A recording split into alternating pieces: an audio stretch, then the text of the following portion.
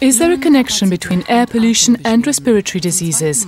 That's the key question for the Swiss sapaldia study into air pollution and respiratory illness in adults. An initial study with around 10,000 volunteers was conducted 10 years ago. Now the same participants are again taking deep breaths for science as part of sapaldia 2. And in the same 8 sapaldia regions, the air is again under close scrutiny. The driving force behind sapaldia is the Basel professor Ursula Ackermann, head of the Institute for Social and Preventive Medicine. Here at the Institute, the results from the 8 sapaldia regions are collated.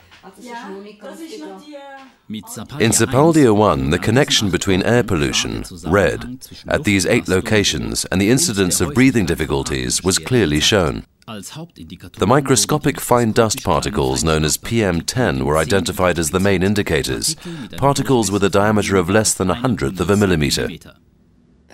One of the most important results was undoubtedly that we were able to show for the first time that there was a connection between the long-term pollution due to PM10 and pulmonary function in adults.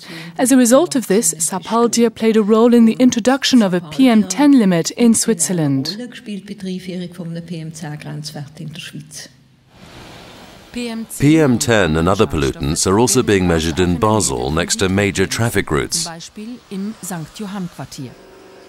Even on this rainy day, the air hygienist takes a reading on the PM10 filter that shows a substantial volume of fine dust particles. This device measures the PM10 levels in the air every 30 minutes. After 2 to 4 weeks, the filter looks like this. The readings show an excess of soot particles and the PM10 limit is regularly exceeded. Cases where the limit value is exceeded are usually found, as you would expect, in the city centre and along the busy roads. There the pollution is over the acceptable limit. If the data is further analysed according to the day of the week, you find that the pollution level is high from Monday to Friday, and on Saturday and Sunday it falls by about half. At the weekend, there are hardly any trucks on our roads. The commune of Wald in the hills of Canton Zurich. One of the 8 sapaldia centres is located here in a former hospital. The chief physician and lung specialist Otto Brändli is in charge of the study in this region. The lung capacity of the participants is tested on the spirometer. So why are PM10 particles harmful? The PM10 particles can make it through to the narrowest tubes of the bronchia. There are no more cilia there, the tiny hairs that act as filters. The lung can't push the particles back out again. We can't cough them out. They remain there, lying like a time bomb in the mucous membrane. They damage the membrane, and that leads to bronchitis, asthma, and emphysema. In Wald, the air is also analysed for the sapaldia study to check for any pollutants, including PM10.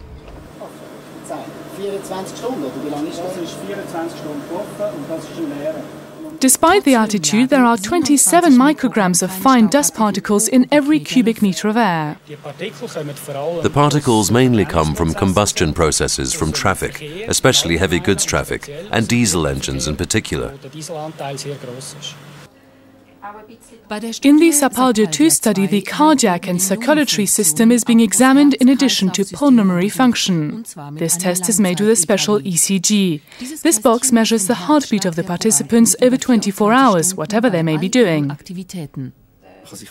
You can imagine that the dust in the lungs leads to a type of lung infection, which has indirect influence on the oxygen and blood supply to the heart, and can therefore cause damage to the heart. We want to investigate this in sapaldia 2. To do this, part of the study involves isolating the DNA of the test subjects from a sample of their blood, with their consent, of course. This means that any hereditary predisposition towards lung disease can be taken into account. At the 8 sapaldia locations, the latest technology is also being used to measure levels of PM2.5, dust particles that are 2.5 thousandths of a millimeter in size.